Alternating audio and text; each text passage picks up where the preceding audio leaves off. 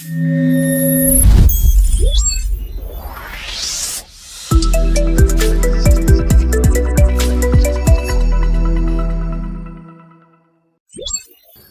morning, Nigeria, and good morning to the world. It's a beautiful Saturday morning, and it is 6 minutes gone past the hour of 10 o'clock. And from 10B Savage Crescent, where we have 31.9 FM, you are listening or viewing us, depending on which platform you're using.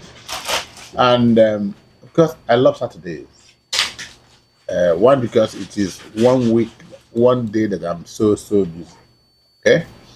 And when it is 10 o'clock, I'm always excited. That is Freedom Square Live on 100.9 FM. And this is a program where we x-ray issues of society, culture, religion, politics. You have it, education, technology, AI, and parenting, if you wish. So, this morning, we will be looking at a rare area of our existence.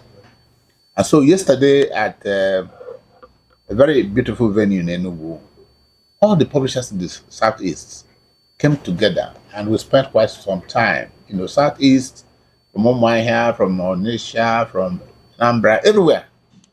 They were all there, and the president addressed them, and they interacted, and they had conversation, and they asked many burning questions. And that Pali was midwifed by no other person than the deputy president of the MPA East. And so during the discussion, I said, I think this two of you, the two giants, are here. Why don't we run a program this morning? And it was a kind of impromptu. It wasn't prepared, but we said, you're intellectuals, you can fit any bill. So I've been joined this morning by two distinguished Nigerians, one from the western part of Nigeria, a true Nigerian, and one from the eastern part of Nigeria, who says there's no synergy between our regions. Who says that? No, nobody. So, dear viewers, join me to welcome Alhaji Lukman Dauda. So, Alhaji Lukman, good morning and welcome to Enugu State. Welcome to Southeast Nigeria, but in particular, welcome to Solid 100.9 FM and welcome to Freedom Square Live. Good morning and welcome. Good morning, my President. Thank you very much. It's a pleasure. Yes, it's actually a pleasure to have you because we're going to drink from your fountain of knowledge this morning. And so, who else do we have? I call him the infant terrible of publishing in Nigeria. Yesterday, the president described him as a man that is brutally honest. And I wonder how brutality and honesty will come together. But that means he's a frank man. He speaks his mind. He doesn't care whose ox is God. He's been around the publishing industry for a long time, and he has seen it all. He's actually a knight of Columba. Christopher is a knight of St. Christopher, KSC, and importantly, he's a fellow, Publishers Institute of Nigeria. Is Dr. Sir Jesse Odu, who is the deputy president of MPA, Nigerian Publishers Association East, and is the MD CEO alias Publications here in Enugu. Jesse, good morning. Thank you very much. Good morning. Yes, the stage is set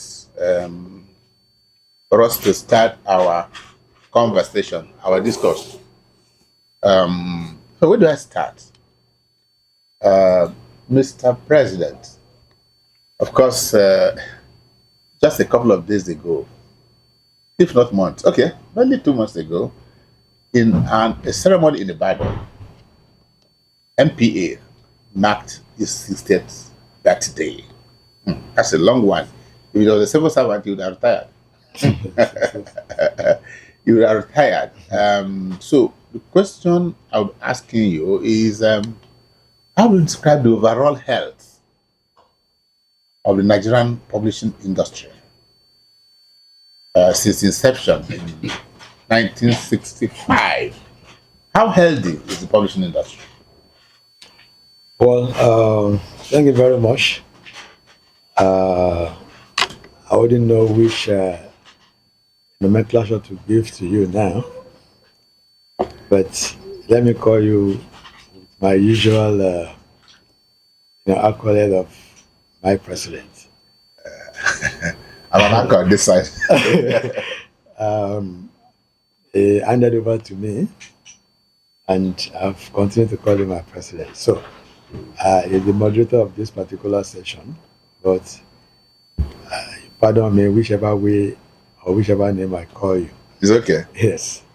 Well, talking about the health of the publishing industry in Nigeria in the last 60 years. Well, as you rightly put it, even as being a civil servant, you definitely by now have retired after the 60th birthday. Yeah, so many things have happened over the past years. Publishing industry has evolved from when in those days that publishers, the ones that we call the big five then, usually have their supplies from outside of the country. They have the principal countries outside of Nigeria, mostly in UK, and then they have what we probably call then maybe a sales depot in Nigeria. But after a while, they became independent, especially with the indigenization decree in 1976. That gave and strengthened the publishing business a lot better. And then we started having our own independent publications by Nigerians, authored by Nigerians, published by Nigerians. Yes, the capacity to continue to produce within Nigeria was not all that there. So the mother companies still continue to more or less spoon feed by assisting in the production process and then shipping them to Nigeria for sales purposes. Over the years, the printing aspect of publishing has equally evolved. They have built on their capacity, still very far below expectation. It's not yet adequate, or we cannot say it's the same thing as it was in those years. As at date,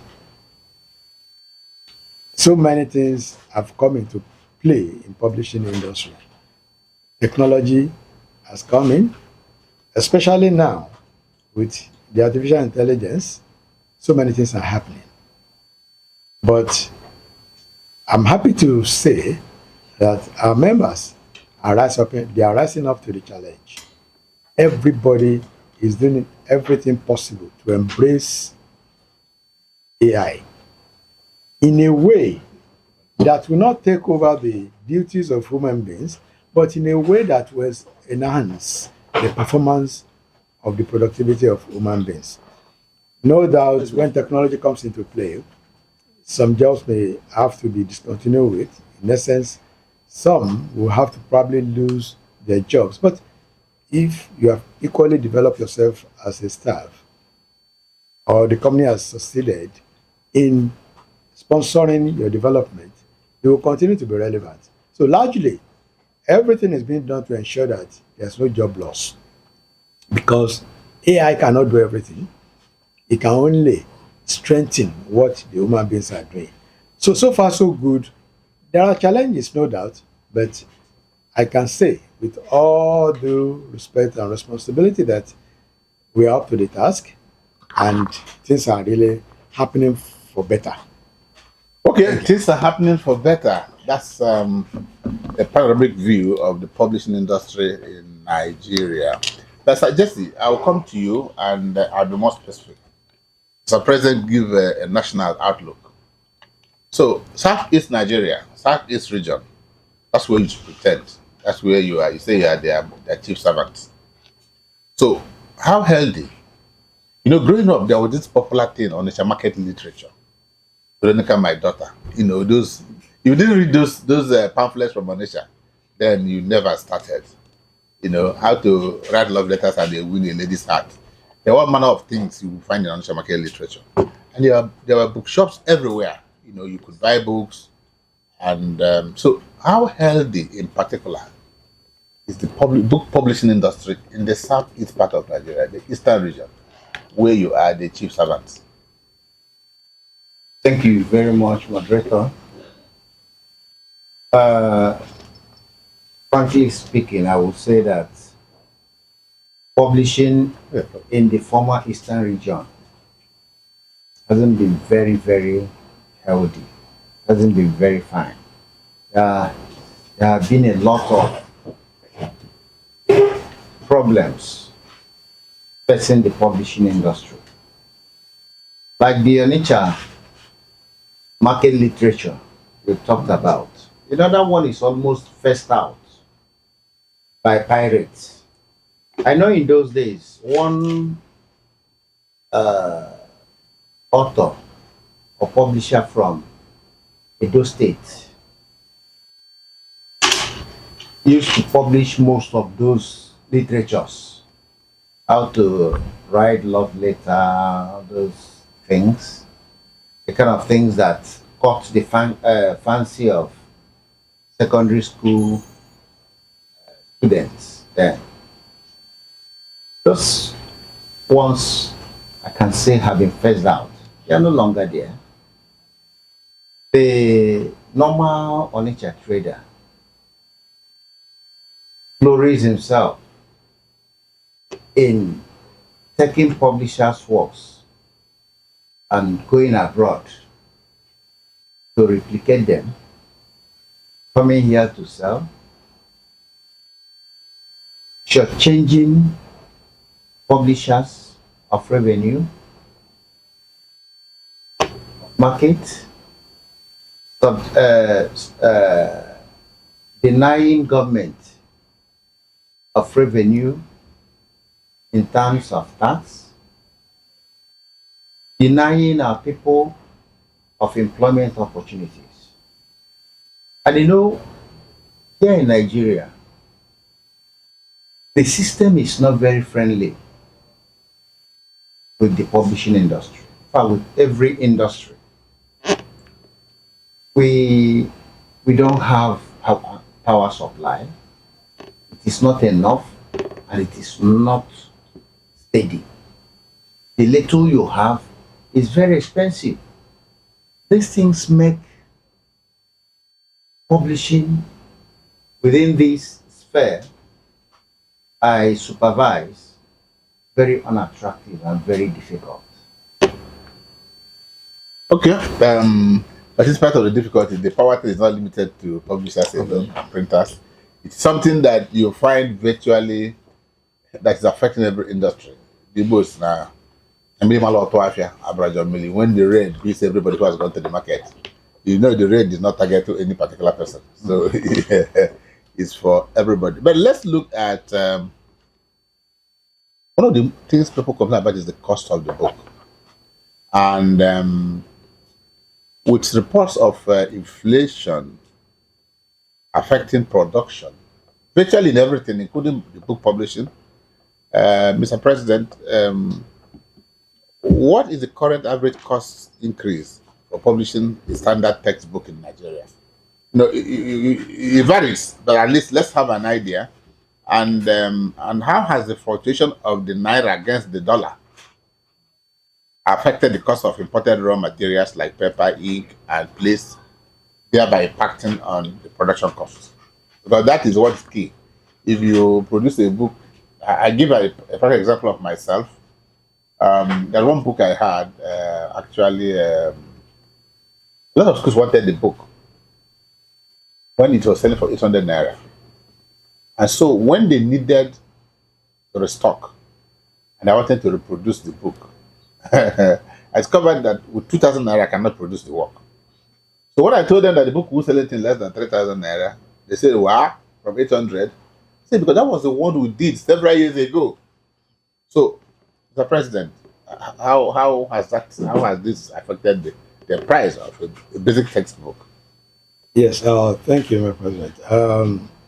As you said, it varies depending on so many considerations.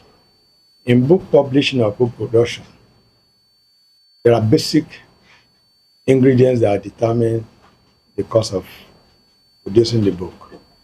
What is the dimension of the book? That is the size of the book. What is the color combination? Is it a one color book? Is it a two color book? Is it a full color book? Full color book is 4 colors. Then, what is the pagination? What is the volume? The page extent of the book. These are basic ingredients that determine, then again, what volume are you going to print? Those are the major basic things that determine what the cost of producing that book will be at the end of the day.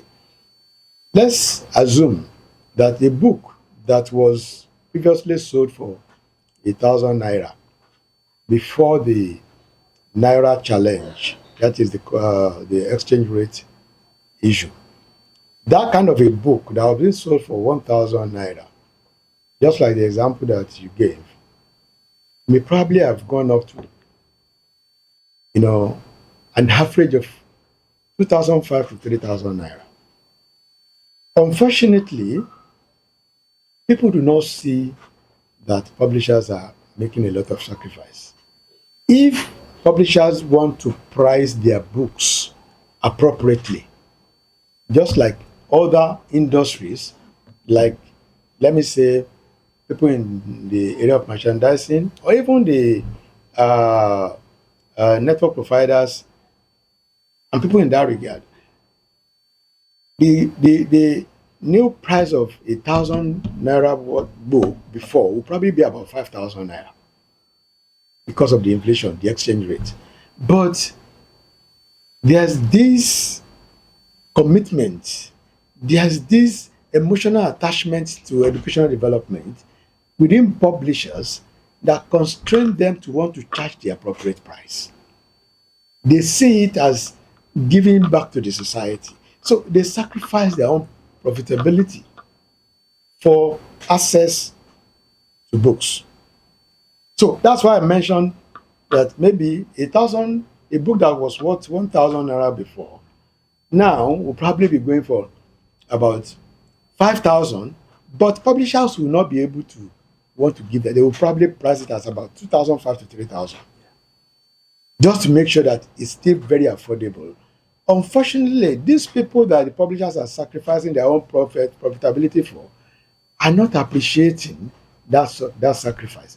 Maybe born out of a lack of sensitization on the part of the publishers. Again, an average Nigerian believes education is subsidized by government, but there's no way that is done. As a matter of fact, I've had instances where people trying to find out the owners of the company I manage, Evans, will be saying, what is the stake of government in your company? If they will be asking that, it means that's the mentality they have, that's the perception they have of all publishing houses, that government has a stake. In essence, they subsidize publishers' operations. But that is not the true picture. Every publishing house has its own shareholders, has its own board, and no government has any stake in any publishing house that I know are members of MPA as of today. So it's a matter of understanding the workings of the publishing industry, and then the end users equally trying to see that we are part and parcel of the society, and we are always ready to do our best to contribute to the nation building and make books available at affordable prices. But we cannot run our operations at a loss because we equally have responsibilities. Thank you very much. Okay, given the picture you painted from how healthy is the publishing industry to the cost of production to other things, as president of Nigerian Publishers Association, is it possible for you to give us a fair assessment of your members who are currently active and those that may have gone under because people don't understand that like a few companies are also folding, some are leaving the country, that quite a lot of publishing companies are also affected by the harsh economic realities. Um, I heard you talk about the, the the number of publishers you have. I remember a couple of years ago, I looked at the register, there were over 500 registered. I don't know how many that are currently active by your assessment, and those that may have become a little bit dormant. And does it worry you? Well, yeah. Like you said earlier, when rain beats everywhere, doesn't target any particular person. Yes. The harsh economic situation affects every sector of the economy, including publishing. In fact, we have had a situation whereby even some big names in the industry have been affected by the harsh economy. Not to even talk of other publishers that we can classify as developing, publishing houses that have had to go under because they couldn't cope any longer. There are so many things that are responsible. Yes, situation, the harsh economic situation, then the impact of piracy,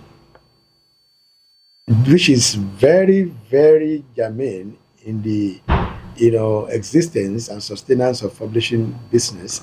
So some of those developing ones have had to go under along the line because they couldn't cope.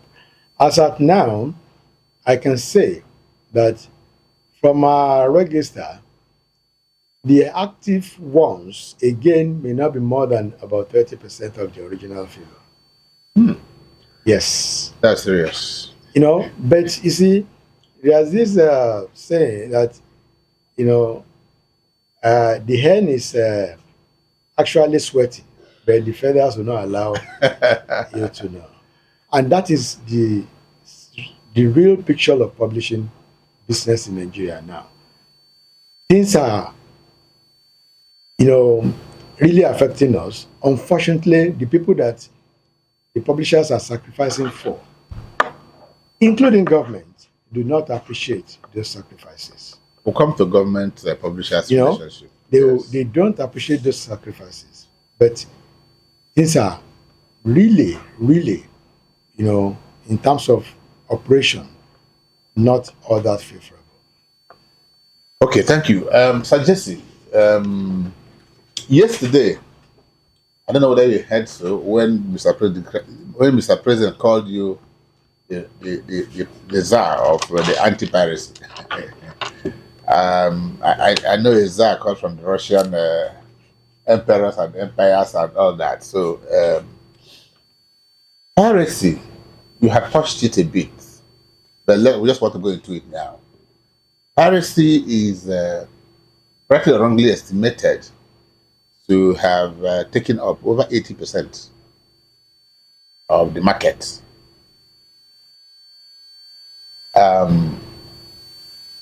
You, at the time, currently, you are heading the National Anti-Piracy Committee. What specific, if any, radical steps has NPA taken over the years to combat the scourge of piracy? First of all, the picture of the piracy, because there's I say over 80%. It may be right, it may be wrong, but you should be able to have an idea whether it is 70% of the market has taken, or 40 or 60 or whatever. And then the past and currently, what steps? Have there been any raids in any part of the country far for now? So that people will begin to understand the danger and gravity of this intellectual theft that a lot of our own people are engaging. Even some schools are engaging in it. They're not wittingly or knowingly or unknowingly. So, can you give us a full idea of the extent of piracy in the book industry? Thank you very much. If you call me The czar. the czar of the anti-piracy war, you will not be far from the truth. Because my My fight against piracy has spanned over 30 years, and I do it passionately because of my love for justice, my love for the industry. That is why I give all that is in me to this fight. I've been in the publishing industry for more than 35 years, going to 40 years. And there's nothing else I've been doing all this while apart from publishing. If I do not stand and defend my industry, I'm already out of business. Apart from that, I have zero tolerance to piracy, to crime in any form. I don't compromise that. That is why I fight piracy with every drop of my blood. Now, I want to say that when we talk about the percentage of the market that piracy has taken away from publishers, the right owners, the work owners, I have always said it that 70% of the book market has been hijacked by these criminals called pirates. It's a very worrisome experience, very difficult. This singular crime has made many publishers to go under. Now we talk about efforts we've been doing. We've been having series of raids, campaigns against piracy all over the country. Within the immediate past year,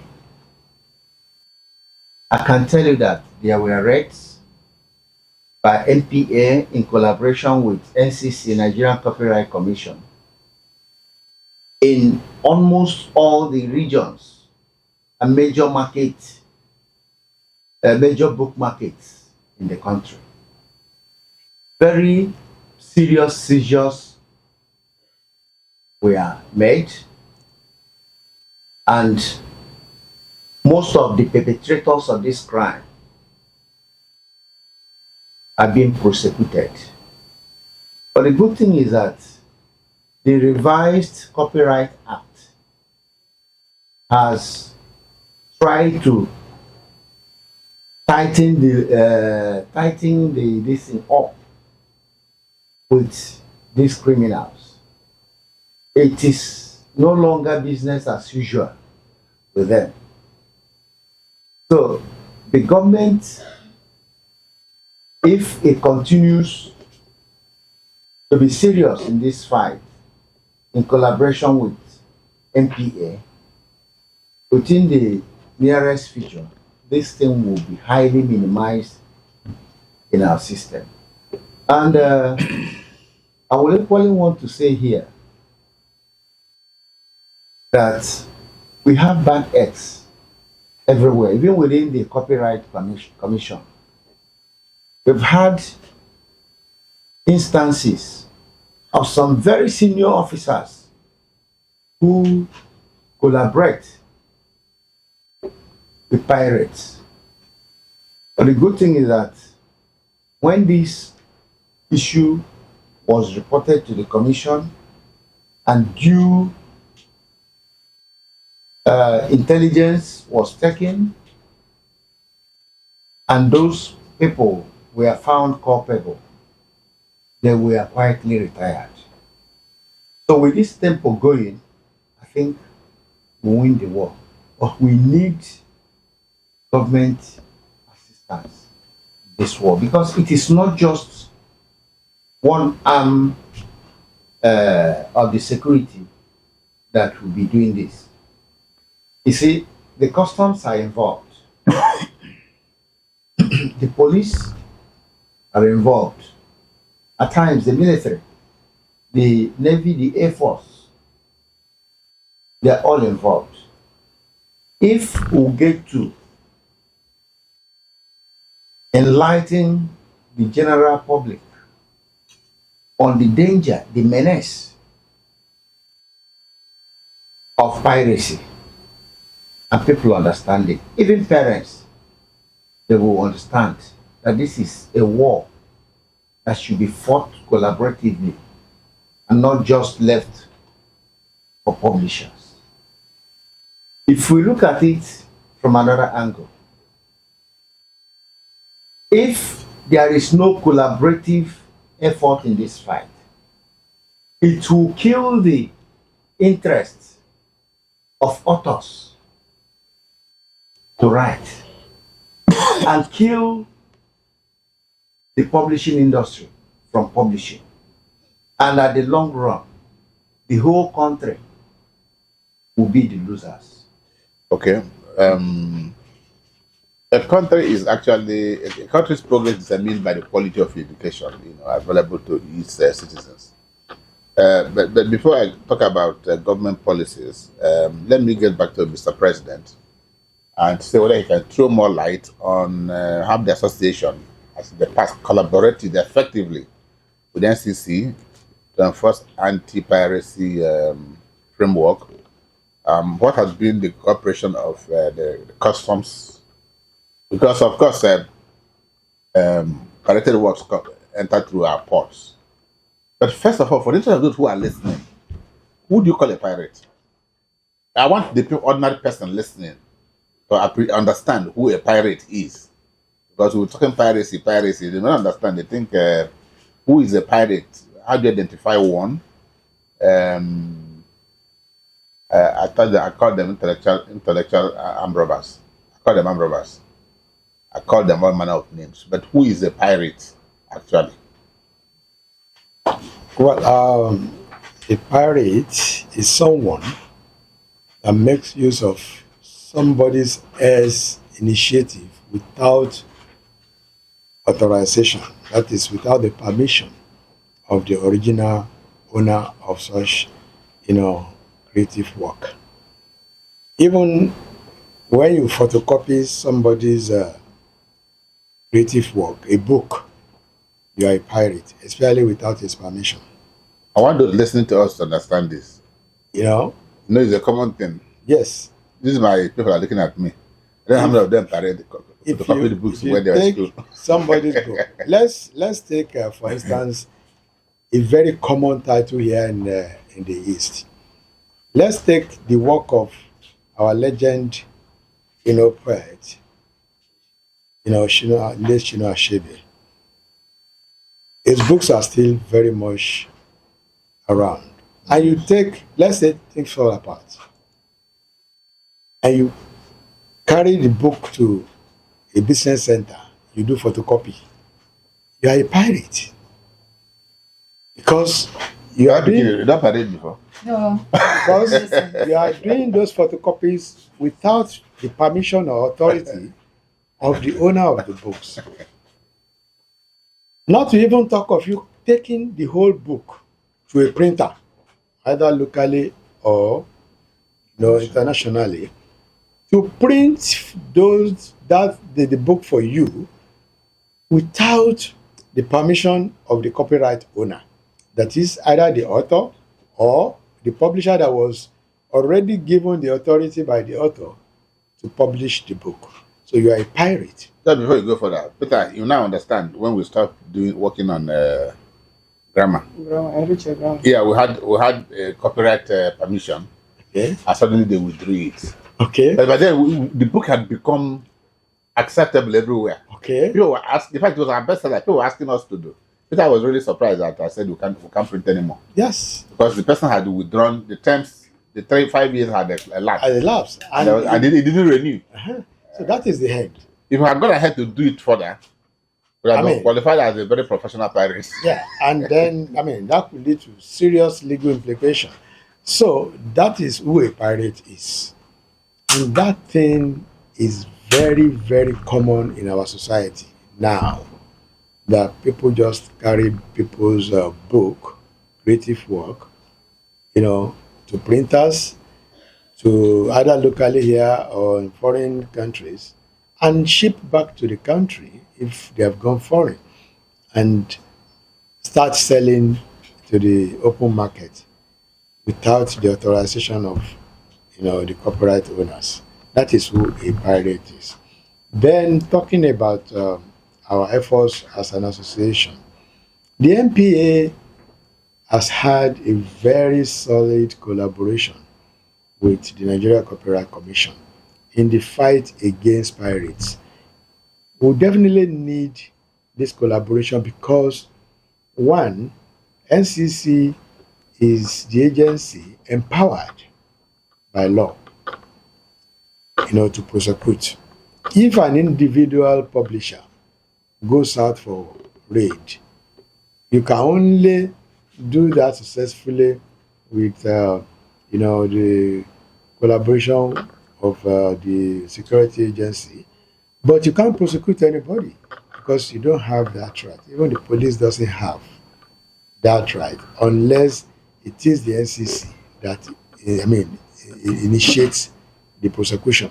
So we've had a very long-standing collaboration, very solid one, especially with the present leadership of the commission, that at the beginning of every year, we map out our strategy on how to go about, fighting piracy for the whole year. For this year whole, we are still working on the template. And like Sir Jesse said the other time, we have knowledge of where some of these things are being perpetrated throughout the regions of the country. So we always look out for intelligence that will guide us as to how to move. And I'm happy to equally report that the Commission has been very, very proactive. They've looked at every agency of government that is involved, especially security agencies that are needed to be involved. They've already had a memorandum of understanding with the custom. They have with the DSS. They have with even the Nigeria Communication Commission. Because of the online pirates. Because piracy has gone from manual to digital now. So it's everywhere. So the NCC already has all those collaboration with those key agencies that will assist in the fight against piracy. So when anything happens, for instance, what they have on ground now, if anything comes into the country through the ports, especially books, there will be a way that the NCC will be alerted, and the NCC will alert the Nigerian Publishers Association to confirm the genuineness of the importation. If it's not genuine, then it's very easy for them to confiscate or to impound. So that is the kind of arrangement we have with it. Before this announcement, a lot of textbooks had textbook workbook. Normally, you have a textbook and then you have a workbook separately. Most publishers found it convenient to have in a textbook a kind of workbook. And then suddenly, I think it started from one state like that, and suddenly it becomes a federal government policy of what you call reusable textbook policy. Meaning that if I use the Welcome to Computer Science, which has questions at the end of it where you can write and, comment says, no, don't do that again. So that my first child will use it, my second child will use it, my third child will use it, my fourth child will use it. How has this policy, or how is this policy going to affect the publisher's revenue model? I would say there's what I would call a communication gap between the administrators and the practitioners in the education sector. The administrators are the policy makers, and the practitioners are the publishers. Sincerely, with due respect, if necessary engagements had been made, there's no problem at all in what we have on ground. But when we allow sentiment and emotions to color our judgment, especially when we do not know the whole story, unfortunately, even the society believe will be thinking policies that are made in respect of this issue, I mean, more or less turn out to be a relief. Sincerely, as far as we are concerned in MPA, there's nothing different from what we have on ground and what the government is talking about. It is just the approach to the whole matter. I mean, worldwide, there are basic contents any subject should have in the book. There's what we call participatory approach to writing that makes learning very easy and very convenient for students. What we are talking about is impacting knowledge. Producing workbook is additional cost to the publishers. Most of the time, publishers most times even give out the workbooks as complimentary copies. Most times. Because not many people will buy the workbooks the way they buy the textbooks. It's just like you producing teacher's copy. Teacher's copy are more or less complimentary copies because of the volume that is usually produced. Now, when you have what I would call, worked examples in the textbooks of a particular subject, like you mentioned, talk about computer science, even ordinary English as a subject do have work examples that will make the teaching more participatory with the students. As far as MPA is concerned, we have done the writing because all those writings were done in accordance with the requirement of the policymakers' curriculum. We don't develop curriculum on our own.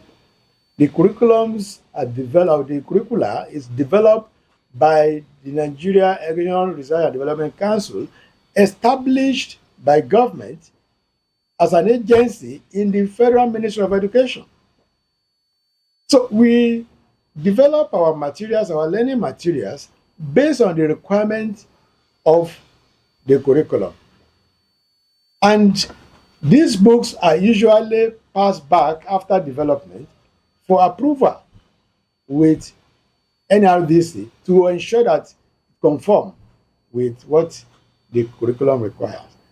So, if they have not found anything wrong in including some of these work examples, well, I don't know why publishers should now be made the scapegoat, as if we are out there, to exploit. Yeah. We are equally fathers. We are parents. The fact that we are publishers does not mean that we don't equally have our children learning. So whatever they are talking about, we equally feel it. So we cannot be doing things that will negate, it will come out negatively against us too. So what I'm trying to say in essence is, what could have been done is to engage publishers. And then we bring the teachers into the whole discussion. What do you need to do? After all, I remember in those days when we were still students too, and government was the one providing books, like they try to do now. Talk of free education of the early 70s and thereabout. What they normally do is, when it gets to the area of worked example, instead of asking the students to write inside, they will ask them to bring out their exercise books. And then they write those answers. They may even be asked to copy the question into the exercise book and answer them into the exercise books. The exercise books are personalized. It is for each student. So the book is still intact. So there's nothing new in what they are talking about. The only problem there is the approach. It's the approach. And that's why I say there's communication gap. And it's because government has not given, the that due respect that they're supposed to give to the practitioners. And here I'm talking about the Nigerian Publishers Association, which is the umbrella body of all book publishers in Nigeria. So there's no problem at all. They are just creating one where none exists, as far as I'm concerned, and as far as the association is concerned. So it's not an issue at all. If the teachers are educated on how to use these things, the publisher's business is to develop the materials, sell them to the end users. Somebody else takes it over from there. We are not the one there to teach. Some people are trained to teach. So how they do that is what government should look into. So idea of reusable, I don't even know how they came about that adjective, but it has always been there. It's a matter of what approach the teachers adopt in delivering, the knowledge to the students. As I said, it's not publishers' problem. We are always ready. I said earlier in my first remark, we are always ready to make books available and accessible to an average Nigerian. That is it. What challenges have you faced in the Southeast in particular, since this policy of reusable don't include workbooks in the textbooks and all that? How has that affected your supervisory role and your colleagues who are in the industry? Yeah, I want to say here that there is a particular state in the East here that took a very good approach to this issue, and that's Abia State. Abia State called a stakeholders meeting on this issue, and they gave me prominence in discussing this matter. Their approach was like, let all of us holistically look at this issue and prefer solutions, which I consider very fine. But let me be particular here. People have been talking about reusable books, and I have not seen anybody talk about some state governments that have commercialized book review. A state like Anambra State, once any commissioner of education is appointed, he or she sees that as an opportunity, an avenue to enrich herself and her ministry staff. They have been embarking on yearly review of books. What this means is that if book A is approved for use in year A, and the next year another book review is done, that other one is jettisoned, parents will now be forced to change almost on annual basis. They don't want to look at that direction, and looking at the enormity of the cost implications on publishers. At times, when I go for pre-review meetings, I tell them, you people should commend publishers.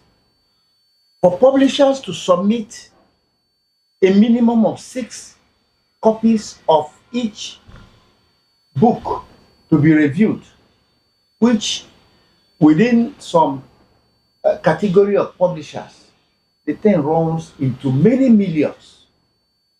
They do this all over the country, the 36 states and Abuja.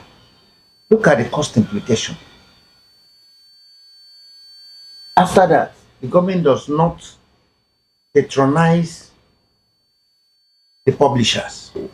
Even buying library copies and teachers' copies, they don't do. But at every point in time, they vilify publishers. They lay the blame for whatever cost in the educational sector on publishers. In Abia State, I told them, everybody wants to regulate publishing, the cost of books. something you don't have any power on its inputs. You want to tell the publisher how much to sell a book, yet you don't know what it takes to get a book out. I say, look at the alcoholic beverage industry. In the recent past, a bottle of beer used to cost about 200 naira. But as I'm talking to you now, an average bottle of beer costs 1,500 naira. Nobody complains about that. Even people you might adjudge to be poor parents or poor people drink beer every day, some 3, 5, 6 bottles on the average every day. Nobody sees that as anything.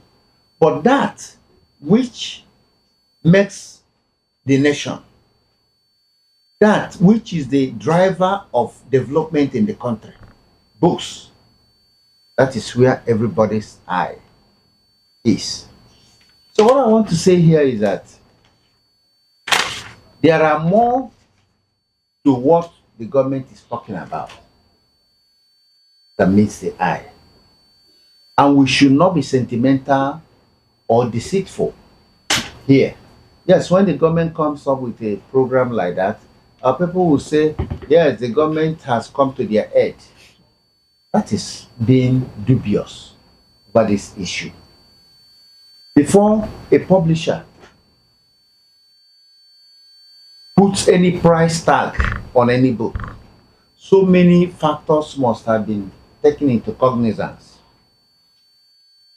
And let me equally point our attention to the fact that since our naira was made almost worthless, that was when this thing started. How worthless is the naira? Almost worthless, in the sense that everything we do in the publishing industry is import dependent, and it goes with the naira dollar exchange rate. When the exchange rate was maybe 100 naira to $1, the naira had some values. But right now we are talking about 1,550 naira to $1. You can see the level of devaluation. And all these things go to impinge or impact, they go to impact on the cost of the material, which is biting. And it is this thing that is causing it. Then I equally told them that some schools don't help matters. I have had the opportunity of talking to some proprietors and administrators of some institutions that it is wrong for you to recommend 3 or 4 different book titles on a subject area. English, primary English. A school, a proprietor or a proprietress or the head of the school will recommend that the pupils buy 3 or 4 different mathematics or English textbook. That this is killing. Look out for a publisher's book that gives you all that you need, that is very comprehensive. That is why there is a choice within the book list, the state government book list.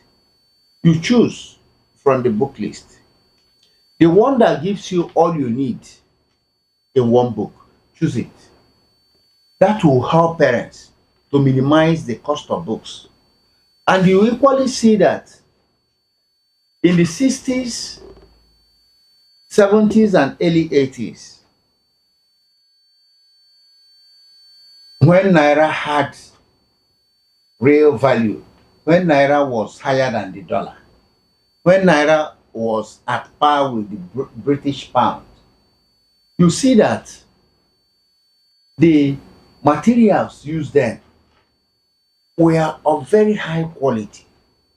The grammage of papers then were very high. The cover, when you look at the quality of books then and the quality of books now, they are not the same thing. This is because of economic survival. The people that produce paper, the quality of 80-gram paper before is not as good as 60 grams today. 60 grams paper today cannot go for, 80 grams paper today cannot go for 60 grams paper of yesteryears. So these are some of the problems, because everybody is looking for survival because of the cost input. Okay, while people are looking for survival, we will take a short break. Those who are watching or those who are listening can ask Mr. President and the Deputy President is some questions. Don't change the dial, don't go anywhere.